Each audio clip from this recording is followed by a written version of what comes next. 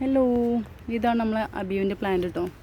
ശരിക്കും ഒരു 1.5-2 ആളെ ഹൈറ്റിലൊക്കെ ഉണ്ട്. മരം എന്ന് പറയാനില്ല, കവറിലാണ്. അത്യാവശ്യം വലിപ്പമുണ്ട്, പിന്നെ വലിയ മരമല്ല.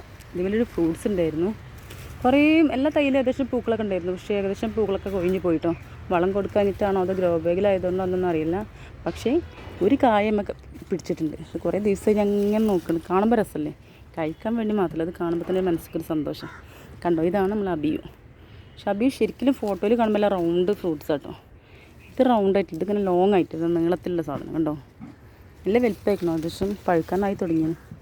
പക്ഷേ പഴുത്തെങ്കിൽ അതിൻ്റെ ടേസ്റ്റ് എന്താണെന്ന് അറിയാൻ പറ്റുള്ളൂ. അതിനു വേണ്ടി ഞാൻ കാത്തിരിക്കണത്. ഈ വലുപ്പാവോളം ഞാൻ നോക്കി നടന്ന് ഏകദേശം പഴുക്കാനയക്കണം. പക്ഷേ പഴുക്കാൻ നേരത്തെ തൈകളാരെയും കൊണ്ടുപോകുമോ എന്ന് ഡൗട്ട്. കാരണം വെച്ചാൽ പഴം ഇങ്ങനെ കാഴ്ചക്കണ തൈ കണ്ടാൽ വില നേരം നോക്കില്ല, അവർ വാങ്ങിക്കൊണ്ടുപോകും. എല്ലാവരും ചോദിക്കലും എന്താണെന്ന്, കായ്ച്ചിരിക്കുന്ന എന്തെങ്കിലും തൈകളുണ്ടോ എന്നാ ചോദിക്കുക. അപ്പം ഈ അബിയു കണ്ടാൽ ആരെങ്കിലും കൊണ്ടുപോകും.